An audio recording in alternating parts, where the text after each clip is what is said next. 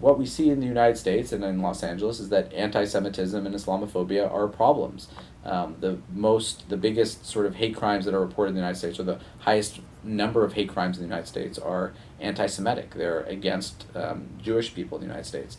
And of course, in the last 10 years since 9/11, and certainly in every election year, we see kind of the rise of public Islamophobia.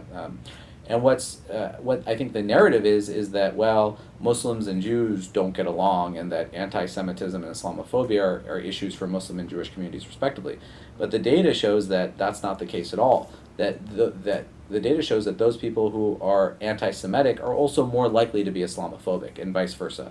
So I think that Muslims and Jews in the United States, in Los Angeles, on our campus, face very similar challenges in terms of people who denigrate them, or who are prejudiced against them, or who denounce them in some way or another.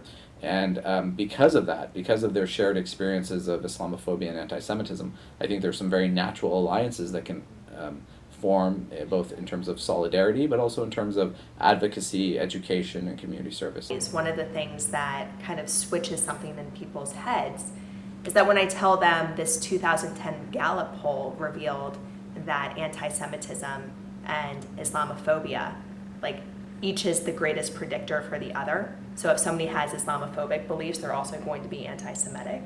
For the Jewish audiences, that's like a switch for them that says, oh, okay, so we're in this fight together. Like, we have something vested in the relationship together that should make us want to partner with each other.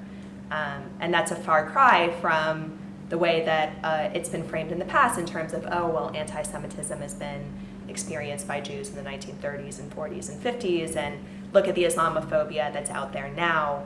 It's our obligation from our memory to be helping Muslims.